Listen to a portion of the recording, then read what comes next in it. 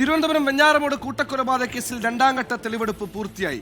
പ്രതി അഫാനെ കൊല്ലപ്പെട്ട പിതൃ സഹോദരൻ ലത്തീഫിന്റെ ചുള്ളാളത്തെ വീട്ടിലെത്തിച്ച് തെളിവെടുപ്പ് നടത്തി. പേരുമലയിലെ വീട്ടിലും സാധനങ്ങൾ വാങ്ങാൻ കയറിയ കടകളിലും പ്രതിയെ തെളിവെടുപ്പിനായി എത്തിച്ചു.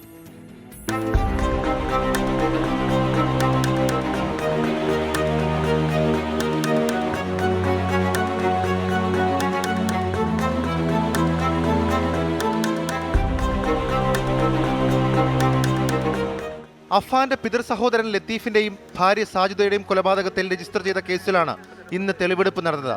രാവിലെ 8:30 പ്രതിയെ കിളിമാനൂർ പോലീസ് സ്റ്റേഷനിൽ നിന്നും ചുള്ളാളത്തെ ഇരട്ട കൊലപാതകം നടന്ന വീട്ടിലെത്തിച്ചു.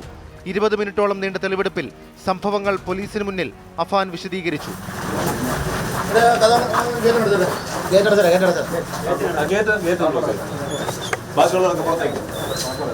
കൊലപാതകത്തിന് ശേഷം ലത്തീഫിന്റെ മൊബൈൽ ഫോണും താക്കോൽ കൂട്ടവും വീടിന് സമീപത്തുള്ള ഒഴിഞ്ഞ പറമ്പിലേക്ക് പ്രതി വലിച്ചെറിഞ്ഞിരുന്നു.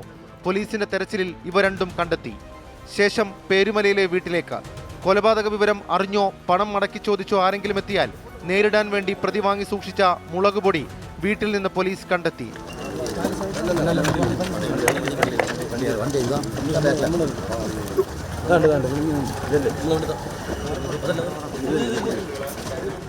എലിവിഷവും മുളകുപൊടിയും വാങ്ങിയ നാഗരകുടിയിലെ കടകളിലും പ്രതിയെ എത്തിച്ച് തെളിവെടുത്തു. ചുറ്റിക വാങ്ങിയ ഹാർഡ്വെയർ ഷോപ്പിലും ബാഗ് വാങ്ങിയ കടയിലും പോലീസ് അഫാനുമായി എത്തി തെളിവെടുപ്പ് നടത്തി. തെളിവെടുപ്പ് പൂർത്തിയാക്കിയ ശേഷം 10:30 പ്രതിയെ കിളിമാനൂർ സ്റ്റേഷനിലെത്തിച്ചു. വിശദമായ ചോദ്യം ചെയ്യലിന് ശേഷം മറ്റന്നാൾ കോടതിയിൽ ഹാജരാക്കും. 24 തിരുവനന്തപുരം.